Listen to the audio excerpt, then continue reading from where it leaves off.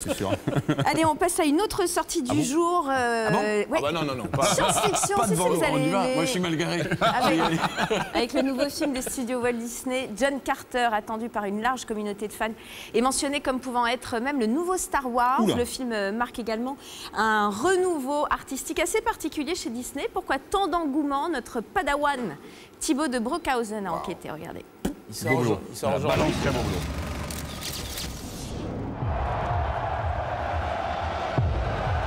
Let them be crushed.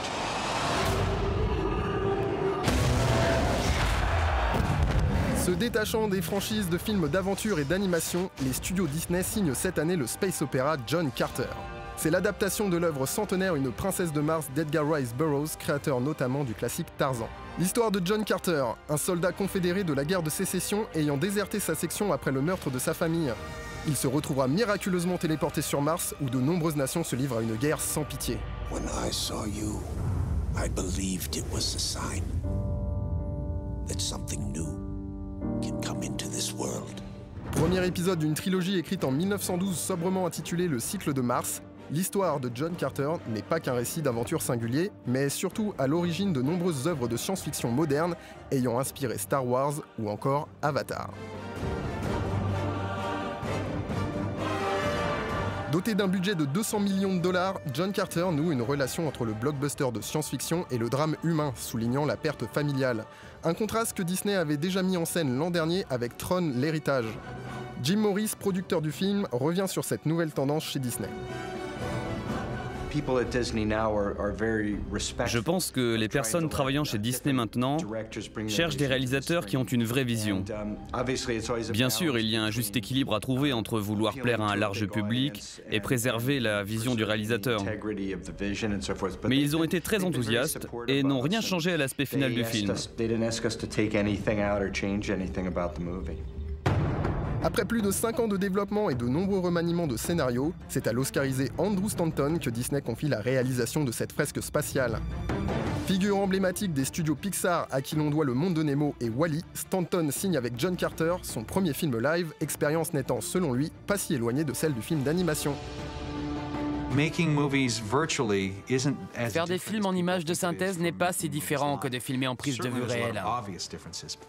Il y a des différences vraiment évidentes, mais le fait d'avoir dans les deux cas de belles images à la fin de la journée qui vous captivent et font avancer l'histoire narrativement parlant prouve qu'il n'y a aucune différence.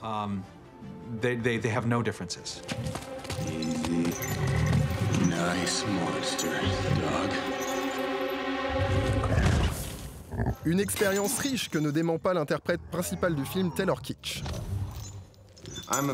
Je suis tellement fan de lui, pas seulement en tant que réalisateur ou professionnellement, mais comme personne. Il a vraiment réussi à mettre le ton.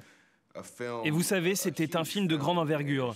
Et il était toujours disponible à n'importe quel moment. C'est quelqu'un qui n'hésite pas à aller à la rencontre des autres acteurs. Je suis un grand fan de son travail et j'espère sincèrement retravailler avec lui. Aperçu dans la série Friday Night Lights ou encore en mutant dans X-Men Origins Wolverine aux côtés de Hugh Jackman, l'acteur canadien revient sur le travail physique auquel il a dû se livrer sur le tournage. Vous savez, c'est l'implication que l'on met dans ce que l'on fait qui compte. On est fier de mettre l'énergie nécessaire pour en arriver là et pour honorer le personnage et le scénario. Mais en gros, mon travail sur le film consistait à bien manger, me lever à 4 h du matin, m'entraîner avant de tourner et m'entraîner à nouveau quand j'avais un moment. Bref, c'était ça mon boulot.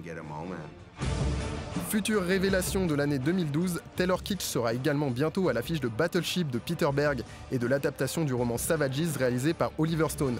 Une année bien remplie qui le laisse les pieds sur terre. Je pense que maintenant, la majeure partie de mon travail est terminée. Il faut vraiment que je profite de ces moments qui sont offerts à moi. J'ai vraiment hâte de voir comment le public va accueillir John Carter. Parce que ce film a été une aventure extraordinaire. Et aujourd'hui, plus que de me concentrer sur le passé, je veux profiter de l'instant présent.